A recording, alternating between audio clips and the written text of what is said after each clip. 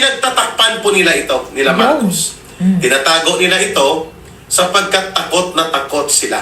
Lalo na si Lisa Araneta, Yun talaga yun. ang sindikato nila Marcos, nila Romualdez, sapagkat siya po na kung buhay pa si Marcos at ma-render siya na incapacitated, hahabulin po siya ng susunod na gobyerno dapat. Yes, ipapasok At sila ay dapat papanagutin, litisin, at ipakulong at parusahan. Kaya takot at na takot bawian ginagawa nila lahat. ng dinambong na kayamanan mula sa kaban ng bayan.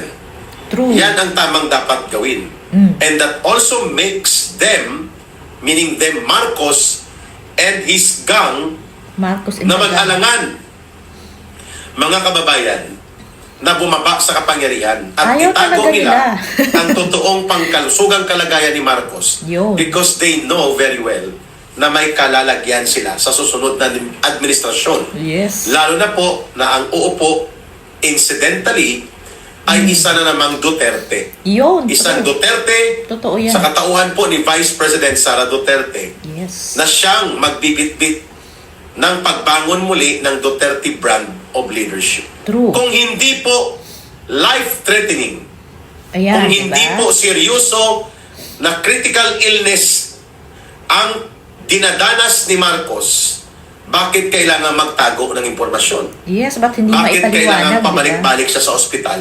True. At bakit very vague, malabo ang Sobrang pagbibigay ng impormasyon?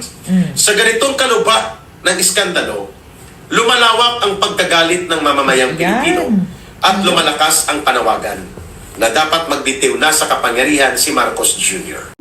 So ayun na nga, tumpak na tumpak talaga itong sinasabi dito na pinagtatakpan nila at pilit nilang itatago dahil takot na takot sila na mapalitan ni BP Sara. Kasi nga, kapag nangyari yun, lagot talaga. Napakadaming makukulong. Kasi nga, at hindi naman magpo-focus, kita niyo naman, hindi naman focus sa ganyan ang mga Duterte na manggipit, na kung ano man, focus sila sa pagsisilbi sa bayan. Kita naman yan nung time ni PRRD. Pero sobra-sobra kasi ang dapat bawiin sa kanila, sa mga pinagnanakaw nila. Kaya hindi maiiwasan na talagang may mga taong magpupush na habulin tong mga taong to. Sabi nga ipasuka lahat. Lahat ng mga kinuha nila, di ba? Ayan, kaya kita mo yan, no? Totoo naman talaga na nagkasakit at talaga na ospital. Bakit nga kasi ang labo at walang maibigay na malinaw? Kung ano-ano lang yung sinasagot nila na nagagalit pa na wag daw ma-excite masyado, di ba? Parang wala naman kayong maibigay kasi na malinaw kung ano talaga yung kalagayan ng presidente. Ba't hindi nyo maipakita? Nasa ligang batas na dapat yan ipinapaalam sa taong bayan. Di ba nga? Pahinga na para tumahimik naman ang ating bansa. No? Pahinga na kasi. Ipinagtatakpan po nila ito, nila Marcos. Tinatago nila ito sapagkat takot na takot sila. Lalo na si Lisa Araneta, Takot talaga. ang sindikato nila Marcos, nila Romualdez, sapagkat siya po na kung buhay pa si Marcos at ma-render siya na incapacitated, hahabulin po siya ng susunod na gobyerno dapat. Dapat lang. At sila ay dapat papanagutin, litisin, lahat. at ipakulong at parusahan at bawian ng dinambong na kayamanan mula sa kaban ng bayan. Ipasuka lahat Yan ang tamang dapat gawin. And that also makes them, meaning them Marcos and his gang, na mag-alangan, mga kababayan, na bumaba sa kapangyarihan at itago nila ang totoong pangkalusugang kalagayan ni Marcos because they know very well na may kalalagyan sila sa susunod na administrasyon. Lalo na po na ang uupo, incidentally, ay isa na namang Duterte.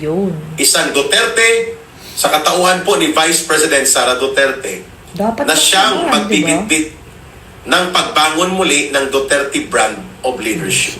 Kung hindi po life-threatening, kung hindi po seryoso na critical illness ang dinadanas ni Marcos, bakit kailangan magtago ng impormasyon?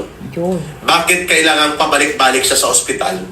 At bakit very vague, malabo ang pagbibigay ng impormasyon, bagamat yan po ay tungkulin ng administrasyon ni Marcos, lalo na sa Office of the President, na magkaroon ng full information disclosure regarding the seriousness of the health condition of the President.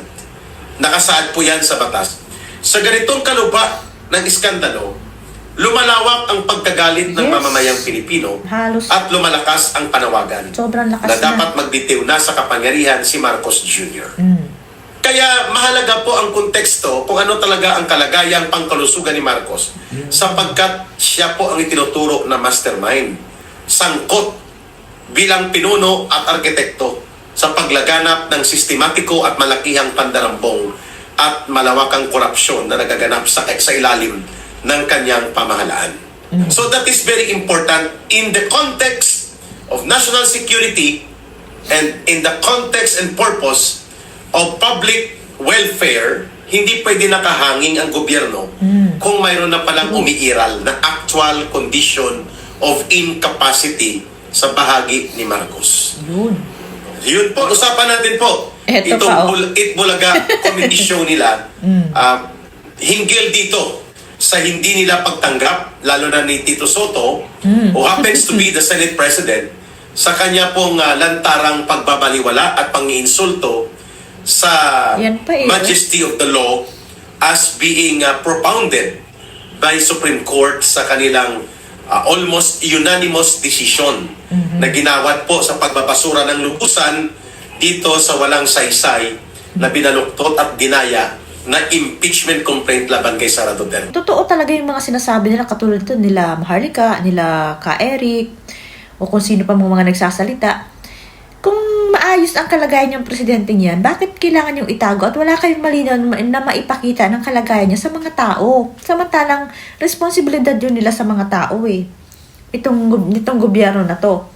O kung okay lang naman pala, kung ganun-ganun lang ang sakit, ipakita nyo, bakit lagi niyong, bakit tinatago? Yun naman kasi yung tanong eh. At saka sa lahat ng mga tanong sa inyo, wala kasi kayong maisagot, kaya nagkagulo na, halo-halo na kung ano-ano ng iniisip ng mga tao na hindi nyo rin naman masisisi kasi nga hindi nyo tinatapos yung issue at yung drug addiction pa lang. Hindi na natapos yun. Ilang taon na.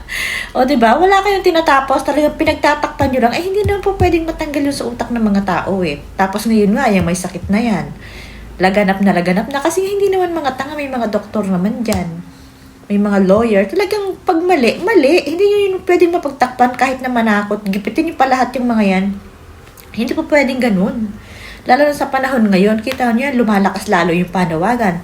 Yung mga korupsyon nyo nga, lantad na pero andyan pa rin kayo. Kaya, hindi talaga po pwedeng ganun-ganun na lang yan. Kaya nyo ginagawa yan kasi nga, takot na kayo. Kasi may ginagawa kayo hindi maganda eh. Kaya kayo hindi nyo masabing katotohanan kasi natatakot kayo na malaman na ganito na si Marcos Jr. At lalo na, takot kayo na napapalitan ni BP Sara kasi nga, siguradong mananagot naman talaga kayo eh. Yun. Kahit nga yung mga ordinaryong tao na iintindihan kung ba't nyo ginagawa yan eh. Dahil kitang-kita naman sa mga kilos nyo, yung pangigipit nyo, yung kung ano-ano na lang ginagawa nyo para mapagtakpan, tapos dadagdagan pa ng mga pinagsasabi ni Claire Castro na basta may maisagot lang kahit nagmumukhang ewan na. Tapos doon, 'di ba, saka tapos pa. Lahat na nakikisawsaw yung mga dilaw, yung mga tapos ang lahat naman ang gusto nyong gawin ay papunta naman lahat ang gusto niyo lang namang mangyari ay papunta lahat sa mga Duterte, 'di ba? Kaso lahat ng mga ginagawa nyo, bumabalik naman sa inyo kasi nga hindi totoo, puro kasinungalingan. Ganun kasi yun. Ang hirap kasing magbuhol-buhol ng salita na kasinungalingan. Pero kung talagang ang sinasabi mo ay totoo, walang problema kasi alam mo, nasa utak mo yun, hindi yung iisipin mo pa. Diba halatang-halata naman yung mga ganun. Kaya, galingan nyo ang pagtatago niyang kalagayan ni Bongbong Marcos. Dahil kahit anong pagtatakip nyo, lalabas yan. At kung talagang matatapos yan, at kung babawian niya ng hininga, mabawian yan kahit pa hindi niya gusto at hindi nyo rin gusto. Pag oras na niya. At kung talagang nakatadhanang si BP Sara ngayong taon, mangyayari talaga yun.